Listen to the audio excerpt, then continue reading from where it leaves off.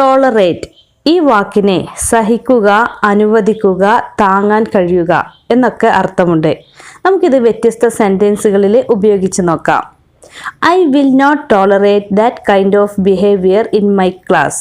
എൻ്റെ ക്ലാസ്സിൽ അത്തരത്തിലുള്ള പെരുമാറ്റം ഞാൻ അനുവദിക്കില്ല. ഇവിടെ ടോളറേറ്റ് എന്ന വാക്കിനെ അനുവദിക്കുക എന്നാണ് അർത്ഥം. ഐ വിൽ നോട്ട് ടോളറേറ്റ് ഞാൻ അനുവദിക്കില്ല ദാറ്റ് കൈൻഡ് ഓഫ് ബിഹേവിയർ അത്തരത്തിലുള്ള പെരുമാറ്റം. ബിഹേവിയർ എന്ന് പറഞ്ഞാൽ പെരുമാറ്റം. ഇൻ മൈ ക്ലാസ് എൻ്റെ ക്ലാസ്സിൽ അത്തരത്തിലുള്ള പെരുമാറ്റം ഞാൻ അനുവദിക്കില്ല.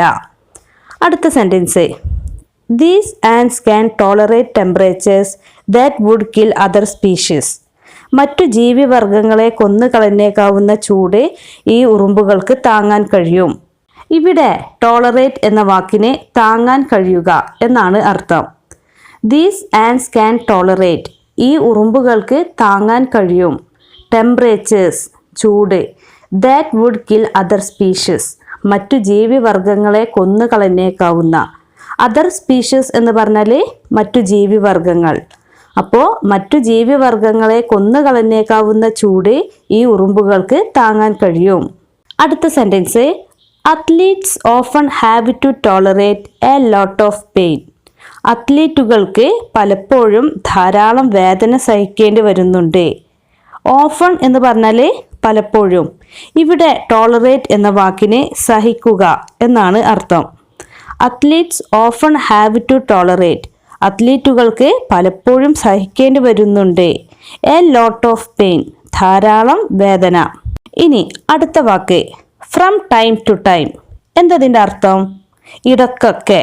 അതാണ് ഇതിൻ്റെ അർത്ഥം. ഇടക്ക് അല്ലെങ്കിൽ ഇടക്കൊക്കെ. ഒരു സെൻറ്റൻസ് നോക്കാം. I still think of her from time to time. ഞാൻ ഇപ്പോഴും ഇടക്കൊക്കെ അവളെക്കുറിച്ച് ചിന്തിക്കാറുണ്ട് അല്ലെങ്കിൽ ആലോചിക്കാറുണ്ട്.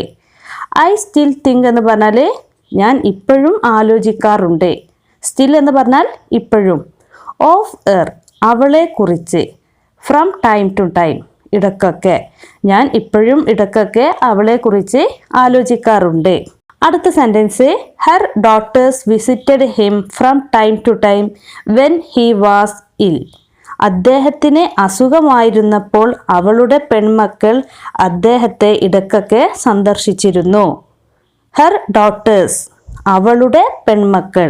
വിസിറ്റഡ് ഹിം അദ്ദേഹത്തെ സന്ദർശിച്ചിരുന്നു. ഫ്രം ടൈം ടു ടൈം ഇടക്കൊക്കെ. വെൻ ഹി വാസ് ഇൽ അദ്ദേഹത്തിന് അസുഖമായിരുന്നപ്പോൾ അവളുടെ പെൺമക്കൾ അദ്ദേഹത്തെ ഇടക്കൊക്കെ സന്ദർശിച്ചിരുന്നു. അടുത്ത sentence, this is the kind of problem that we all have from time to time. നമുക്ക് എല്ലാവർക്കും ഇടക്കൊക്കെ ഉണ്ടാവാറുള്ള ഒരു തരത്തിലുള്ള പ്രശ്നമാണ് ഇത്. This is the kind of problem ഇതൊരു തരത്തിലുള്ള പ്രശ്നമാണ്. ദാറ്റ് വി ഓൾ ഹാവ് നമുക്ക് എല്ലാവർക്കും ഉണ്ടാവാറുള്ള. ഫ്രം ടൈം ടു ടൈം ഇടക്കൊക്കെ. അടുത്ത വാക്ക് പ്രോബബ്ലി മിക്കവാറും, ഒരു പക്ഷേ എന്നൊക്കെയാണ് ഇതിൻ്റെ അർത്ഥം. I will probably be home by midnight. ഞാൻ മിക്കവാറും അർദ്ധരാത്രിയോടെ വീട്ടിലെത്തും. ഇവിടെ പ്രോബബ്ലി എന്ന വാക്കിന് മിക്കവാറും എന്നർത്ഥമാണ്. I will probably be home ഞാൻ മിക്കവാറും വീട്ടിലെത്തും. ബൈ മിഡ് നൈറ്റ് അർദ്ധരാത്രിയോട് കൂടി. അടുത്ത sentence, he probably didn't even notice that. അവൻ ഒരു പക്ഷേ അത് ശ്രദ്ധിച്ചു പോലും കാണില്ല. ഇവിടെ പ്രോബബ്ലി എന്ന വാക്കിന് ഒരു പക്ഷേ എന്നർത്ഥമാണ്. He probably didn't even notice അവൻ ഒരു പക്ഷേ ശ്രദ്ധിച്ചു പോലും കാണില്ല. ദാറ്റ് അത്. അടുത്ത sentence, he will probably win the election. അവൻ മിക്കവാറും ഇലക്ഷനിൽ വിജയിക്കും. ഇവിടെ പ്രോബബ്ലി എന്ന വാക്കിന് മിക്കവാറും എന്നാണ് അർത്ഥം. അവൻ മിക്കവാറും ഇലക്ഷനിൽ വിജയിക്കും. He will probably win. Win എന്ന് പറഞ്ഞാൽ വിജയിക്കുക, നേടുക എന്നൊക്കെയാണ് അർത്ഥം. അടുത്ത വാക്ക് യൂഷ്വലി സാധാരണയായി, സാധാരണ എന്നൊക്കെ അർത്ഥമാണ് ഈ വാക്കിനുള്ളത്. ഒരു സെൻറ്റൻസ് നോക്കൂ. He usually gets home about 6 o'clock. അവൻ സാധാരണ ഏകദേശം 6 മണിക്കാണ് വീട്ടിലെത്താറുള്ളത്. ഹി യൂഷ്വലി ഗെറ്റ്സ് ഹോം അവൻ സാധാരണയായി വീട്ടിലെത്താറുള്ളത്. എബൌട്ട് 6 o'clock, ഏകദേശം 6 മണിക്കാണ്. എബൌട്ടിന് അവിടെ ഏകദേശം എന്നുള്ള അർത്ഥമാണ്. ഏകദേശം 6 മണിക്ക്. അടുത്ത sentence, I usually have A sandwich for lunch. ഞാൻ സാധാരണ ഒരു സാൻഡ്വിച്ചാണ് ലഞ്ചിന് കഴിക്കാറുള്ളത്. ഇവിടെ ഹാവിനെ കഴിക്കുക എന്നുള്ള അർത്ഥമാണ്. ഐ യൂഷ്വലി ഹാവ്, ഞാൻ സാധാരണ കഴിക്കാറുള്ളത്. എ സാൻഡ്വിച്ച്, ഒരു സാൻഡ്വിച്ചാണ്. ഫോർ ലഞ്ച്, ലഞ്ചിന്, ഉച്ചഭക്ഷണത്തിന്. അടുത്ത sentence, the 6 PM train is usually very crowded. 6 മണിക്കുള്ള ട്രെയിന് സാധാരണയായി വളരെ തിരക്കുള്ളതാണ്.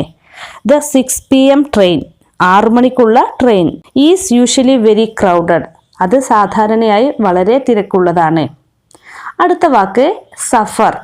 സഫർ എന്ന വാക്കിനും വ്യത്യസ്തങ്ങളായ അർത്ഥങ്ങളുണ്ട്. നമുക്ക് ഉദാഹരണങ്ങൾ നോക്കാം. The patient is still suffering. രോഗി ഇപ്പോഴും വേദന, പ്രയാസം അനുഭവിച്ചു കൊണ്ടിരിക്കുകയാണ്. ഇവിടെ സഫർ എന്ന വാക്കിന് വേദനയും മറ്റു ശാരീരിക ബുദ്ധിമുട്ടുകളും പ്രയാസങ്ങളും സഹിക്കുക.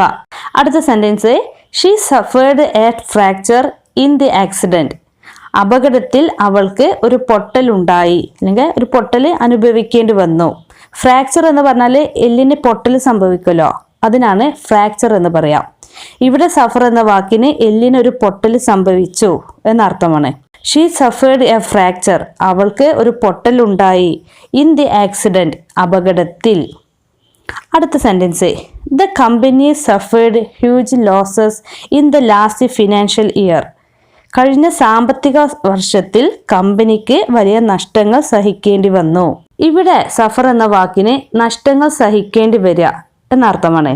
ദ കമ്പനി സഫേർഡ്, കമ്പനിക്ക് സഹിക്കേണ്ടി വന്നു. ഹ്യൂജ്, വലിയ. ലോസസ്, നഷ്ടങ്ങൾ. In the last financial year, കഴിഞ്ഞ സാമ്പത്തിക വർഷത്തിൽ. ഈ വാക്കുകളും അവ ഉപയോഗിക്കുന്ന സെൻറ്റൻസുകളും നിങ്ങൾ നന്നായി പഠിച്ച് സന്ദർഭമനുസരിച്ച് ഉപയോഗിക്കാൻ ശ്രമിക്കുക. ഇതിനു മുമ്പും വാക്കുകളും അവ ഉപയോഗിക്കുന്ന സെൻറ്റൻസുകളും പഠിപ്പിക്കുന്ന വീഡിയോകൾ നമ്മൾ ചെയ്തിട്ടുണ്ട്. ആ വീഡിയോകളുടെ ലിങ്ക് ഞാൻ ഡിസ്ക്രിപ്ഷൻ ബോക്സിൽ കൊടുത്തിട്ടുണ്ട്. പുതിയൊരു ടോപ്പിക്കുമായിട്ട് അടുത്ത വീഡിയോയിൽ കാണാം.